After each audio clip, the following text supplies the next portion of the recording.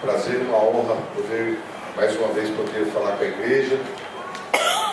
Agradeço novamente, imensamente, a bondade que os irmãos têm nos tratado aqui, eu e minha esposa. Fomos muito bem recebidos, certamente recebendo muito mais do que merecemos, com certeza, e espero que possamos ter contribuído com o aprimoramento, com o aconselhamento bíblico dos irmãos e trazido coisas que tenham contribuído para aproximar a igreja mais do Senhor Jesus. E essa é a última vez que falaremos, conversaremos com vocês nessa vida aqui. Pode ser que voltemos aqui outras vezes. E quero deixar com vocês uma mensagem que resume tudo que nós vimos nesses dias aqui, que estivemos juntos. Espero que possamos dar um foco para cada coisa que foi conversada aqui, através de um texto. Vou convidar os irmãos a abrir a palavra do Senhor, no capítulo 4 de Gênesis. Nós vamos ler do verso 1 ao 10. Eu vou ler do verso 1 ao 10, os irmãos podem acompanhar. Gênesis 4, um texto bastante conhecido dos irmãos.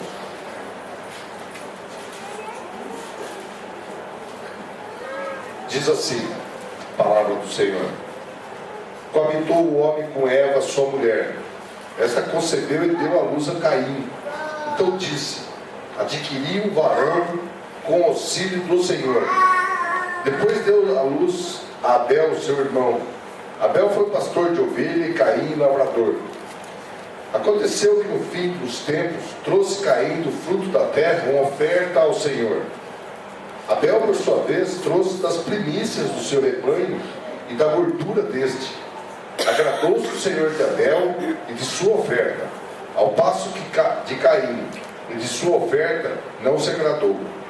Irou-se, pois, sobremaneira Caim, e descaiu-lhe o semblante. Então lhe disse o Senhor: por que andas irado? Por que descaiu o teu semblante? Se procederes bem, não é certo que serás aceito. Se todavia procederes mal, eis que o pecado jaz à porta. O seu desejo será contra ti, mas a ti cumpre dominá-lo.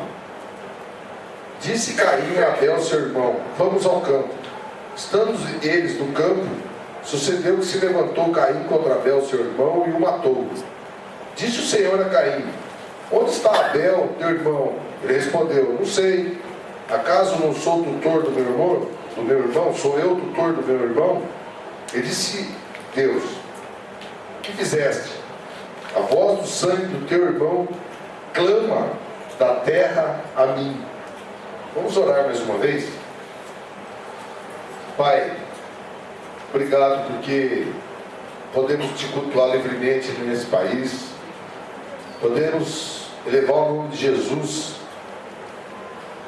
podemos ler livremente da tua palavra no nosso próprio idioma e podemos meditar nas coisas que o Senhor quer colocar no nosso coração, Pai.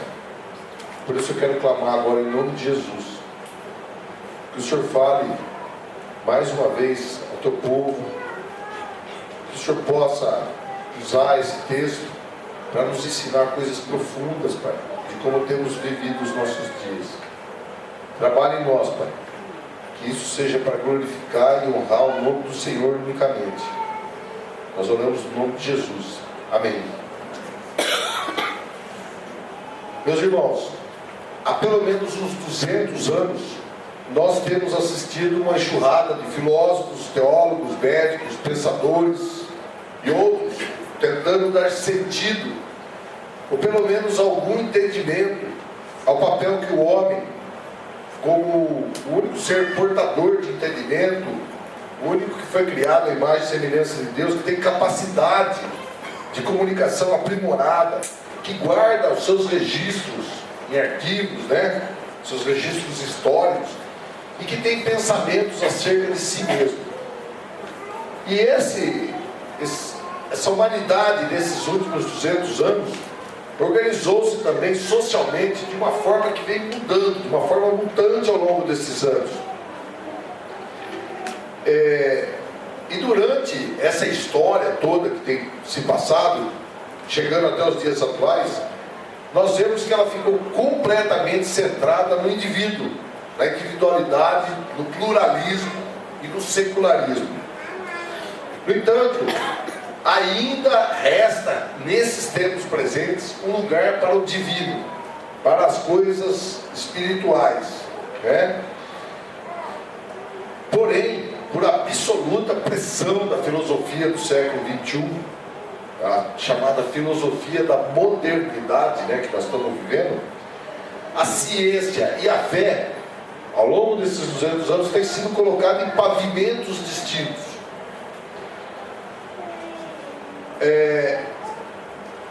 Há um largo abismo que separa esses dois pavimentos.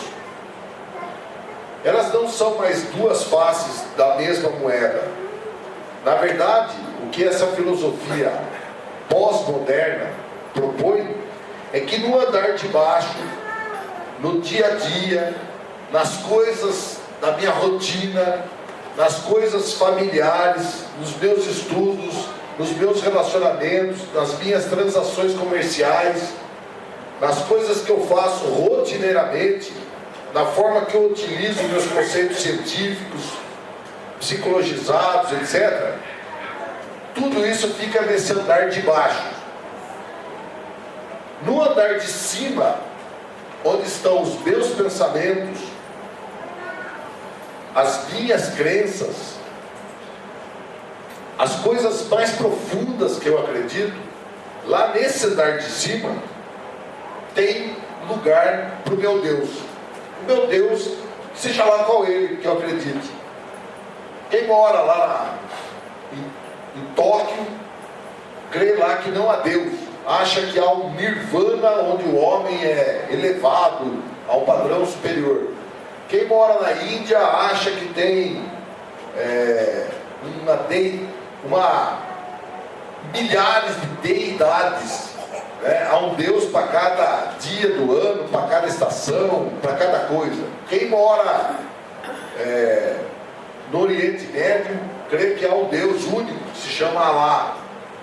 Quem mora nos Estados Unidos, na Europa, algumas pessoas creem que há um Deus, Jeová. E, enfim, quem mora na Índia acha que Deus está na lua, no sol, nas árvores, na pedra. E isso a humanidade aceita, acha que essa cultura pós-moderna encara isso como direito de cada cidadão poder ter seu espaço mental para cultuar o seu Deus. Mas não ouse trazer de forma nenhuma esse Deus do andar superior para o andar de baixo. Esse Deus tem que ficar guardado para você lidar com as coisas espirituais de você, com você mesmo, com a sua comunidade. No andar de baixo, que são as coisas do mundo, do dia a dia, as ideias, os conceitos filosóficos, esse Deus não pode vir, porque é um abismo que separa o andar de cima do andar de baixo. Esse Deus não é bem-vindo, não é aceito no andar de baixo. E além disso, também cresce hoje que não há a menor possibilidade deles virem a se misturar, porque um assunto não tem nada a ver com o outro.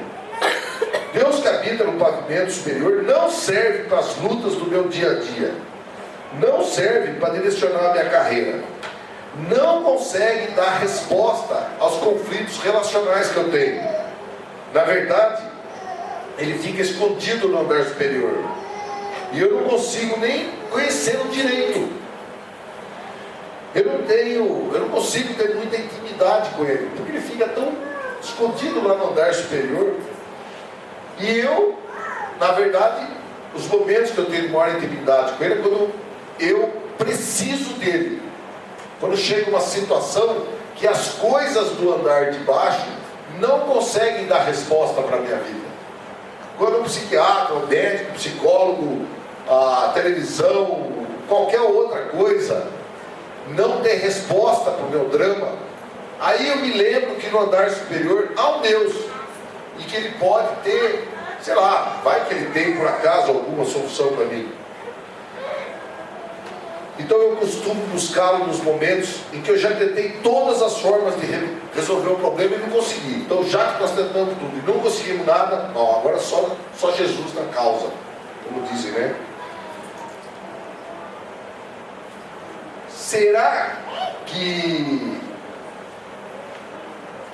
esse Jesus serve também para aqueles momentos em que no dia a dia eu fico com medo das pessoas não me aceitarem, das pessoas não quererem ser simpáticas comigo, das pessoas não pensarem do jeito que eu penso? Na verdade, cada ser humano tem suas próprias convicções de quem é Deus e quais seriam seus possíveis atributos. Cada ser humano tem uma concepção de quem é Deus. Houve um escritor do século XX, teólogo, chamado Karl Barth.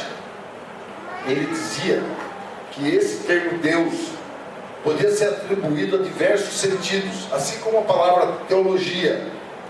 E ele dizia assim: não existe um ser humano que de maneira consciente, inconsciente ou subconsciente não tenha o seu Deus ou os seus deuses como objeto do seu desejo e a sua confiança mais elevados, com base de sua vinculação e compromisso mais profundo. Nesse sentido, qualquer ser humano é um teólogo. Chegou a emendar ainda que até as teologias ateias são teologias. Portanto, todos nós somos teólogos, nós e os incrédulos. Não há um ser humano que não seja um teólogo, que não creia numa divindade, seja ela qual for. Pode ser uma divindade do plano espiritual e pode ser uma divindade das coisas criadas. Assim, por inferência, nós podemos dizer também que todo ser humano, além de teólogo, é um adorador, porque ele acaba adorando esse objeto da teologia dele. Ou ele adora um único Deus criador, ou ele adora as outras coisas que foram criadas: o mundo, o diabo, a si mesmo. Ou ele adora aquilo que ele consegue realizar pela sua própria justiça e pelos seus próprios méritos. Mas daí há uma pergunta que fica nos incomodando: como é que esse Deus acabou entrando lá dentro dos nossos pensamentos? Como é que a humanidade, mesmo não vendo esses deuses, ela acaba criando e adorando a esses deuses? Como é que isso aí, como é que Deus passou a existir dentro do coração humano?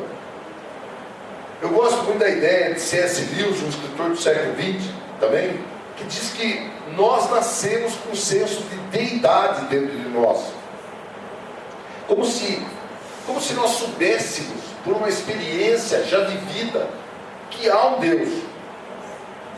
Nós nascemos com um certo senso moral embutido dentro de nós, e o C.S. Lewis deu esse nome de lei natural.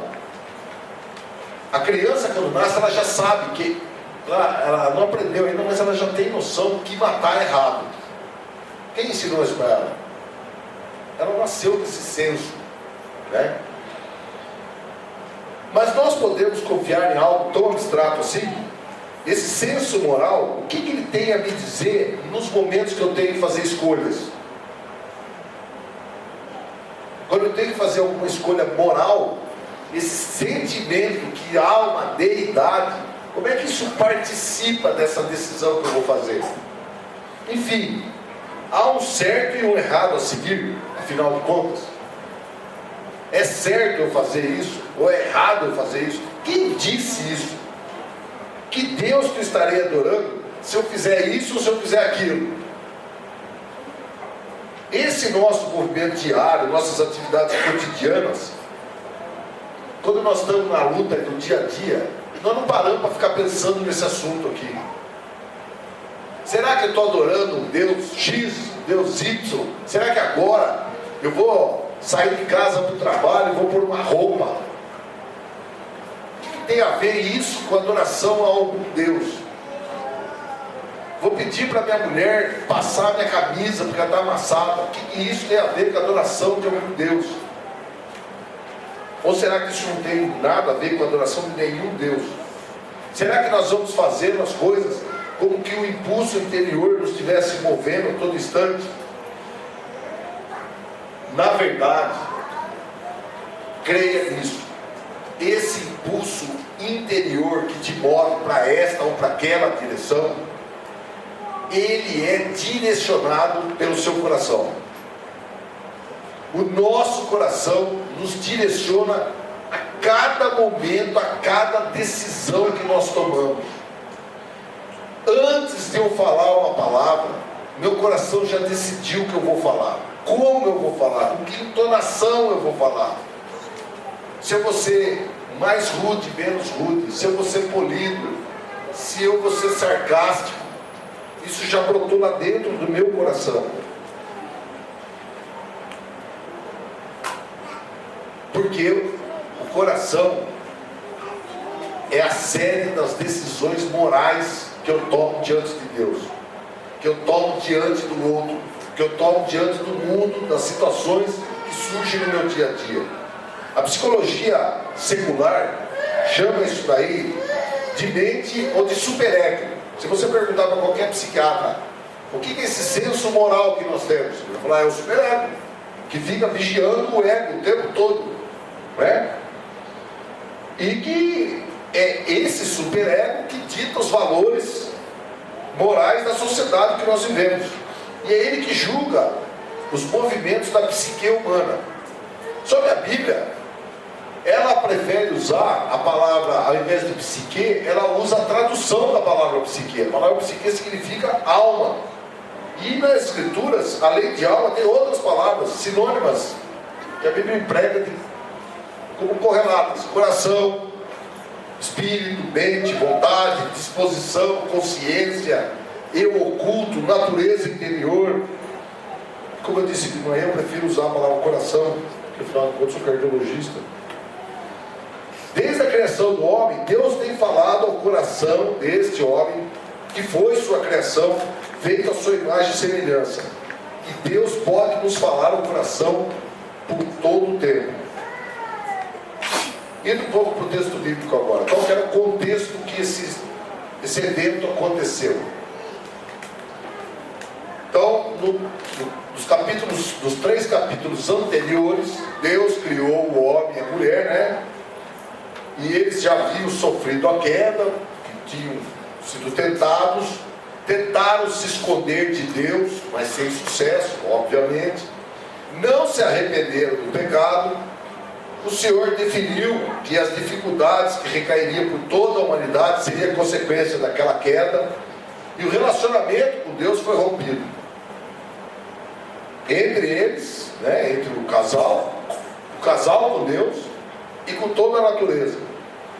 Mas Deus é misericordioso, seu amor dura para sempre, e Ele prometeu que um dia o descendente da mulher esmagaria a cabeça da serpente.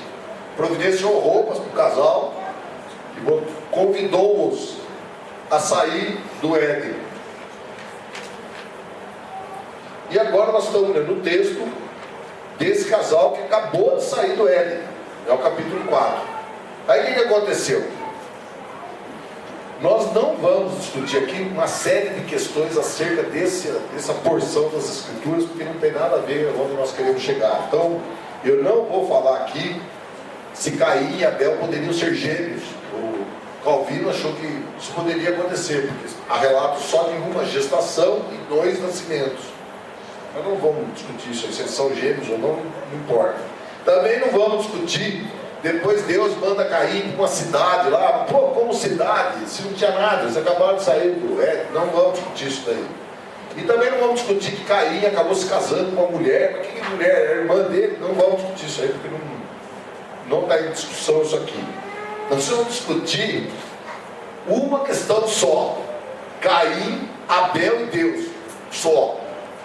Dentro desse trio, nós vamos fazer 3 perguntas. Qual é o centro do problema humano? Como podemos lidar com isso? E que esperança podemos ter? Então, primeira parte, primeiro ponto. Qual é o centro do problema humano? Nessa situação que foi narrada aqui, temos dois personagens humanos centrais, né? São dois homens que nasceram da mesma mulher, que o primeiro homem que nasceu, a mulher falou assim, este homem nasceu com o auxílio do Senhor, porque provavelmente ela acreditava que aquela promessa que tinha feito Gênesis 3,15, que a sua descendência esmagaria a cabeça do serpente, ela imaginou, já chegou o cara que vai esmagar, né? Mas ela viu que não era bem esse cara aí, né? Aí ela teve outro descendente, mas na Bíblia não há narração alguma acerca de alguma característica desse segundo descendente. Ambos nasceram da mesma mãe, do mesmo pai, foram criados juntos, sob as mesmas condições. Provavelmente o pai deles, Adão, os ensinou e relatou a eles tudo que tinha acontecido quando houve aquele rompimento do Senhor. Também deve ter ensinado eles acerca de como cuidar das terras, etc, né? E Caim virou criador de animais, Caim virou criador de plantas, agricultor, né? E Abel virou criador de animais. Não há nenhum demérito em uma coisa e outra, porque o Senhor, lá em Levítico 6:23, ele aceita, e outras passagens também, ele aceita ofertas vegetais. Então o fato de um ser criador de animais e outro criador de plantas, não quer dizer que um é mais que o outro, tá? Eles são igualmente desenvolvidos intelectualmente, que o mesmo nível intelectual. Provavelmente tinham a mesma instrução religiosa, porque ambos foram levados ofertas ao Senhor. Então não tinha um que era mais adorador que o outro, né? Ambos tinham a essência da obediência, porque provavelmente o pai deles deve ter falado para ele, tem que ofertar para o Senhor parte daquilo que vocês produziram. Porém, há um profeta que fala que Deus não vê a aparência, Deus vê o coração. E foi isso que exatamente o Senhor viu ali. Ele viu que Caim trouxe algo que não era do principal, do mais importante para ele. Por isso Deus não se agradou disso. Ele ofertou a Deus, deu parte da sua contribuição, daquilo que a terra lhe tinha devolvido. Mas Deus percebeu que essa oferta não foi de coração, não foi algo agradável para ele, foi algo religioso. Meu pai falou que tem que levar a oferta lá, eu vou levar. Eu vou fazer, eu vou obedecer meu pai. Então ele é obediente? Ele oferta ao Senhor? Oferta. Ele até diz que adora o Senhor, mas não de coração. Por isso é que o Senhor não se agradou da oferta dele. Abel não. Conforme a gente lê em Hebreus 11:4, nos informa que Abel ofertou por fé, e que isso foi um sacrifício superior ao de Caim. Ele ofertou das primícias, dos animais que estavam procriando. Provavelmente Abel ofertou até filhotes, coisa que seria importante para a criação dele. Abel ofertou porque ele reconhece em Deus aquele que provê todas as coisas. Não é fruto do meu trabalho. O fruto do meu trabalho vem da bênção do Senhor na minha vida. Lucas capítulo 11, os irmãos não precisam abrir, eu vou ler o texto aqui. Lucas capítulo 11, do verso 45 ao 52, Jesus faz uma análise rápida dessa situação, quando ele está confrontando os peritos da lei. Ele está confrontando fariseus e outros lá, e no final desse texto de Lucas, ele vai falar, e vocês, né? Ele vai se dirigir aos peritos da lei. Então, eu vou ler esse texto aí. Um dos peritos da lei lhe perguntou: mestre, quando diz essas coisas, insulta nós também, porque ele estava insultando todo mundo, né? Quanto a vocês, peritos da lei, disse Jesus, ai de vocês também, porque sobrecarregam os homens com fardos que dificilmente eles podem carregar, e vocês mesmos não levantam nem um dedo para ajudá-los. Ai de vocês, porque edificam os túmulos dos profetas, sendo que foram seus próprios antepassados que os mataram. Assim vocês dão testemunho de que aprovam o que seus antepassados fizeram. Eles mataram os profetas e vocês lhes edificaram os túmulos. Por isso Deus diz em sua sabedoria: eu lhes mandei profetas e apóstolos, dos quais eles matarão alguns e a outros seguirão. Pelo que essa geração está considerada responsável pelo sangue de todos os profetas derramado desde o princípio do mundo, desde o sangue de Abel até o sangue de Zacarias, que foi morto entre o altar e o santuário. Sim, eu lhes digo, essa geração será considerada responsável por isso. Ai de vocês, peritos da lei, porque se apoderaram da chave do conhecimento. Vocês mesmos não entraram e impediram os que estavam prestes a entrar. Veja que nessa citação, Jesus chama Abel de profeta. Ele fala que mataram os profetas, desde Abel, né? Ele qualificou Abel como profeta. E a Caim, ele deixa subentendido que quem matou os profetas foram os peritos da lei. Então, a Caim, provavelmente, na conta do Senhor, é o perito da lei. E isso é uma advertência forte para nós. Posso conhecer as Escrituras muito e não agradar ao Senhor, não querer saber das profecias do Senhor para a minha vida, não querer saber daquilo que Deus quer endireitar a minha vida. Esse é o cerne do motivo pelo qual o aconselhamento bíblico tem que ser redentivo.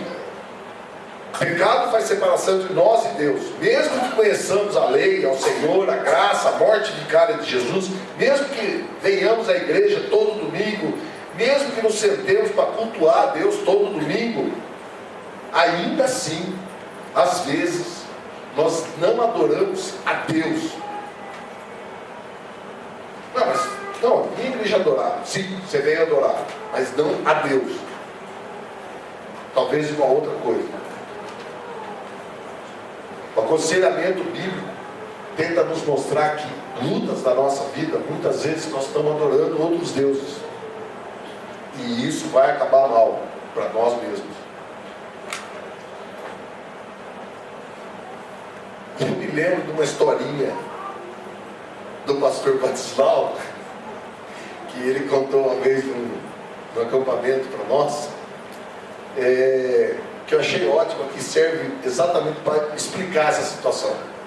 Ele conta que um menino, Joãozinho, ele vivia falando para a mãe dele que ele não queria comer determinados alimentos, porque ele não gostava. Aí a mãe dele falou: meu filho, quando você não quiser comer algo, você fala apenas que você não está com vontade naquele momento. Não fale que você não gosta. E ela martelou isso na cabeça dele. Aí um dia ele foi convidado, o Joãozinho, para almoçar na casa do amigo da escola. Chegou lá, a mãe do amiguinho fez de mistura Jiló e serviu lá pro Joãozinho, né? Aí o Joãozinho olhou o Jiló lá, não lhe pareceu meio detestável aquilo, né? Mas ele seguiu a orientação materna, falou: no momento eu não estou com vontade, muito obrigado. E aí a mulher insistiu, né? Mas você não gosta de Jiló? Aí ele falou: não vou falar que não gosta. Não, gostar eu gosto, mas não a ponto de comê-lo. E é a mesma situação aqui. Você não gosta de Jesus? Gosto, mas não a ponto de segui-lo, não a ponto de adorá-lo, não a ponto de glorificá-lo. Ele é bom, ele é legal, mas não a ponto de dar minhas primícias, o meu melhor para ele.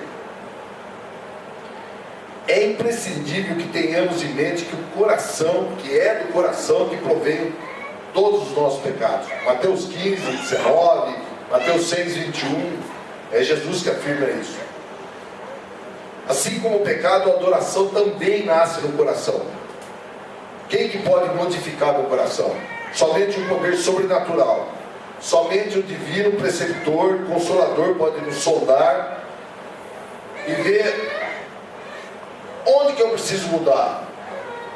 Pastor Heber Júnior pregou um sermão na nossa igreja, depois ele pregou na Conferência Fiel, um sermão lindo. Se vocês puderem abrir o site da Fiel e verem o Salmo 139, é fantástica essa análise que ele fez. Davi passa a maior parte dos versículos falando: Senhor, soma meu coração, vê se há alguém com caminho mal dentro de mim.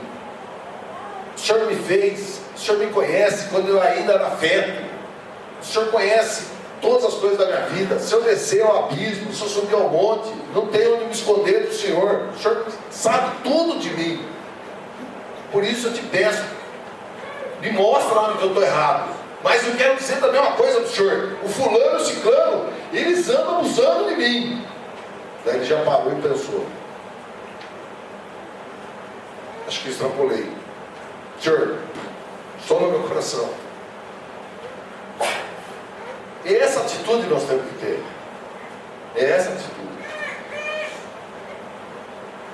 Só com a palavra de Deus sendo trazida para dentro de nós, nós podemos mudar o nosso coração. De revoltoso, centrado em si mesmo, nós podemos mudar para um coração verdadeiramente adorador. De idólatra para adorador.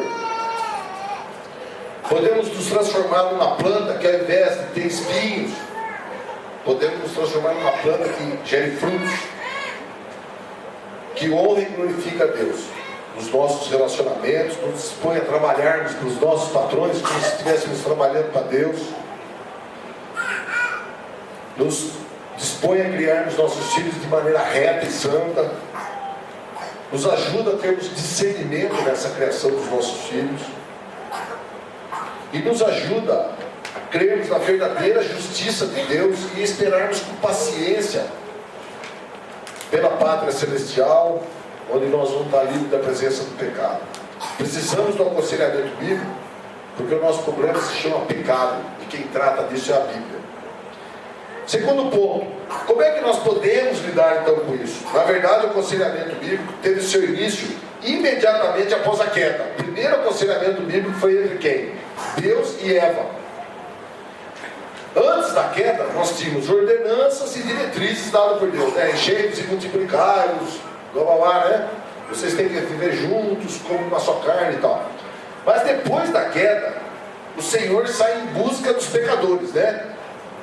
Eles pecaram, foram se esconder, e o Senhor vai atrás dele. É claro que ele já sabia o que tinha acontecido. Eles pecaram. É claro também que ele sabia onde é que eles estavam, né?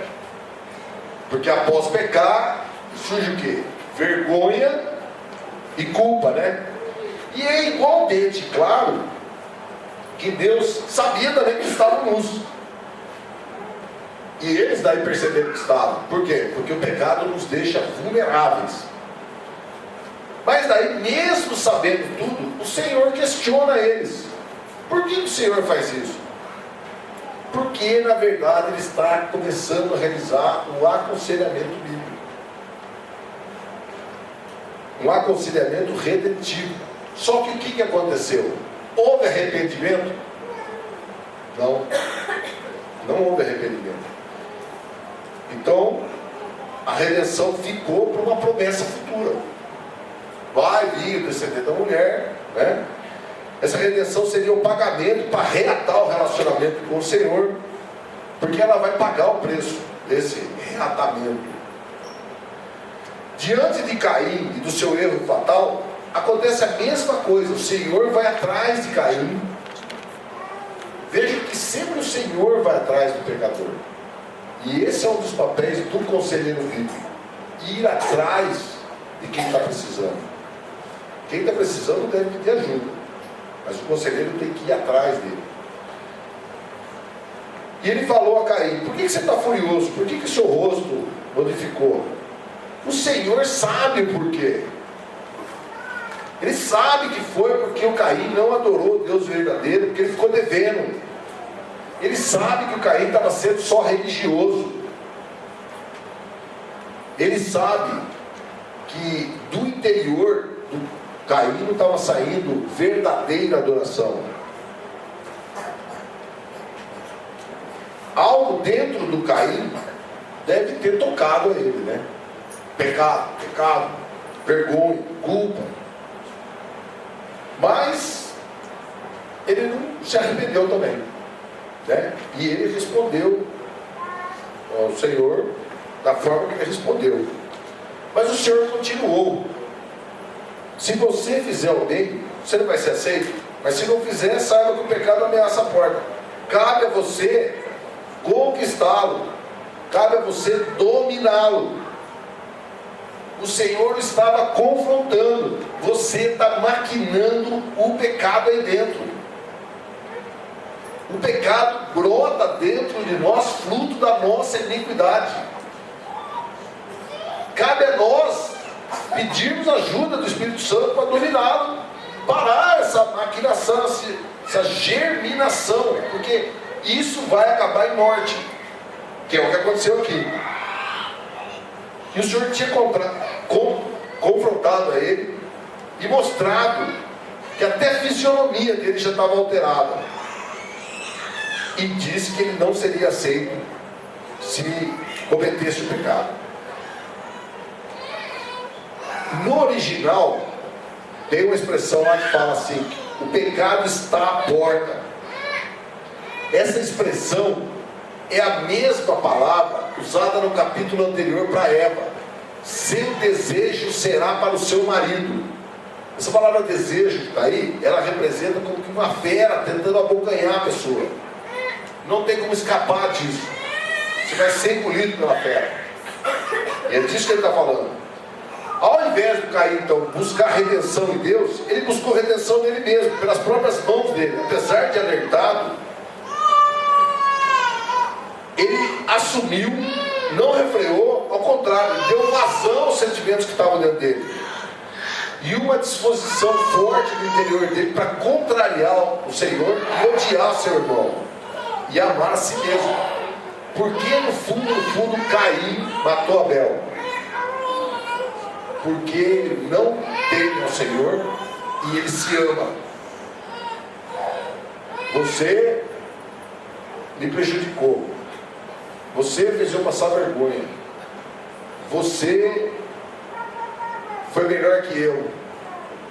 Você mostrou que eu sou falho. Eu não tolero isso. Você impediu que eu fosse aceito.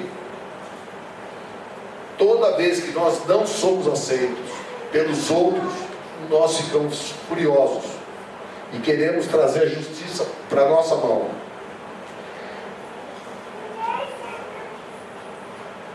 Como nos alerta John MacArthur, nós vivemos numa sociedade sem pecado. Na verdade, o que temos hoje são distúrbios, doenças, síndromes, desajustes, enfim, uma série de problemas orgânicos que vão ser resolvidos pela medicina. Mas o problema da sociedade não é esse. O problema é que a sociedade está caminhando para o buraco, a causa é outra. E ele pergunta para Caim isso: o que é que você fez? Veja que Deus não pergunta por que você matou seu irmão. Por que ele pergunta o que é que você fez? Que resposta que ele está esperando? Por que é que ele matou o irmão? Ele já sabe. Você é pecador. Ele quer a confissão do Caim. O que é que você fez? Eu pequei, Senhor, contra o Senhor. Pequei contra meu irmão. Eu não amo o Senhor, eu não amo meu irmão, eu amo a mim. Era isso que ele tinha que dizer. Mas não foi isso que ele respondeu, né? Ele não assume que pecou. Da mesma forma que a mulher, quando Deus pergunta para ela: o que foi que você fez? Essa serpente aqui me enganou. E o Adão? A mulher que o Senhor me deu. Nenhum deles assume nada. Eu pequei, eu errei, eu pequei contra o Senhor e pequei contra o meu próximo. Bom, diante disso, meu terceiro ponto: que esperança que nós podemos ter então? O mundo está perdido. Às vezes, nos é proposto que o caminho para a felicidade é fazermos aquilo que está nos nossos corações. Muita gente fala isso para nós. Você quer ser feliz? Faça o que está no seu coração. E às vezes até evangelicalizam esse pensamento. Deus colocou um sonho no seu coração. Vá atrás dele. E muitos vêm ao altar, à frente aqui e falam: o Senhor colocou no meu coração, meus irmãos, que eu tenho que vender meu carro e comprar uma BMW. Então eu peço aos irmãos, ou eu resolvi eu orei bastante, Deus colocou no meu coração que eu devo ser missionário. Então nós estamos nos mudando para Roma, onde nós vamos pregar lá o Evangelho, certo? Então eu queria uma ajuda. Eu não sou contra missões, não sou contra nada disso. Mas eu acho que muitas decisões tomadas pelo meu coração, que Deus colocou no meu coração, eu preciso questionar. Deus colocou isso no meu coração, e isso é parado pela palavra dele? Ou é um mero desejo íntimo? Eu quero isso para mim. Isso vai me trazer conforto, projeção. Cada um deve pensar em si. Tiago 1, 13 a 15 fala que dentro do nosso coração o que brota normalmente é o pecado. Por isso nós somos dependentes da misericórdia de Deus para tomarmos decisões que não sejam desagradáveis ao Senhor. 1 João 3,12 fala o que levou a esse triste desfecho. Fala lá que nós não sejamos como Caim, que pertencia ao maligno e matou o seu irmão. E por que matou? Porque suas obras eram más e as do seu irmão eram justas. O que devemos buscar então é a redenção que o sangue de Jesus provê. Esse é o alvo do aconselhamento bíblico. Hebreus 12, 22 a 24 fala que vocês chegaram ao Monte Sião, a Jerusalém celestial, a cidade do Deus vivo. Chegaram aos milhares de anjos em alegre reunião, a igreja dos primogênitos, cujos nomes estão escritos nos céus. Vocês chegaram a Deus, juiz de todos os homens, ao Espírito dos justos aperfeiçoados, a Jesus, mediador de uma nova aliança, e ao sangue aspergido, que fala melhor do que o sangue de Abel. Então nós não vamos confiar no sangue desses profetas que morreram, mas nós vamos confiar no profeta de Deus, naquele que tem redenção verdadeira para nós. Mesmo que o sangue de Abel clame por justiça da terra, o Senhor providenciou alguém que se fez justiça por nós. Nós temos que confiar nisso, e por isso nós vamos entender que ainda que dentro do nosso coração brote coisas que não agradam ao Senhor, nós podemos dizer não para o pecado, podemos dizer não para aquela situação onde eu vou ferir o meu irmão, podemos dizer não para a adoração errada. Será que eu não estou me adorando? Será que eu não estou adorando a minha situação de vida, o cargo que eu ocupo, o dinheiro que eu tenho, ou qualquer outra coisa? Há pessoas, meus irmãos, por incrível que pareça, que adoram suas doenças, porque elas são instrumentos pelo qual manipulam as pessoas.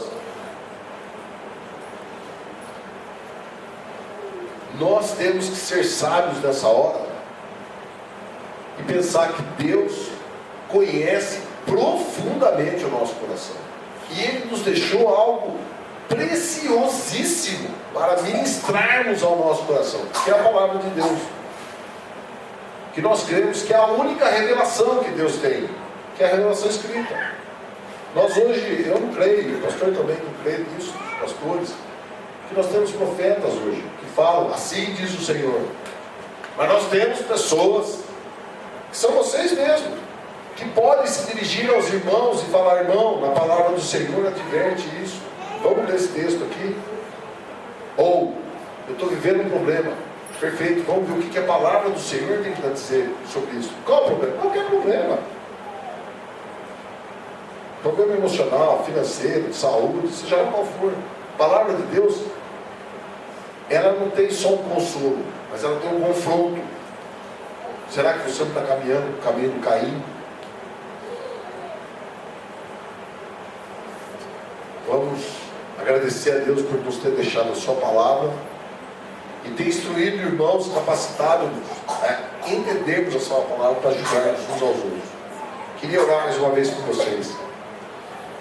Senhor, nós te agradecemos por esse tempo de meditação. Queremos te louvar, Pai, porque a tua palavra ela nos constrange realmente, ela nos coloca para pensarmos que o Senhor tem um propósito para a nossa vida. Nós não estamos aqui a passeio, Senhor, mas estamos aqui para glorificar o teu nome. Que o Senhor nos habilite e nos capacite a todo dia fazermos isso. Que essa ideia que o Senhor vive lá no canto da nossa mente seja destruído dentro de nós, Pai. Que aprendamos a viver a cada momento da nossa vida glorificando o teu nome. Cada decisão que tomamos, cada vez que proferimos uma palavra, Pai, ela seja para glorificar o teu nome. Que aprendamos a amar o nosso próximo como já nos amamos. Obrigado por esse tempo maravilhoso das nossas vidas, em nome de Jesus. Amém.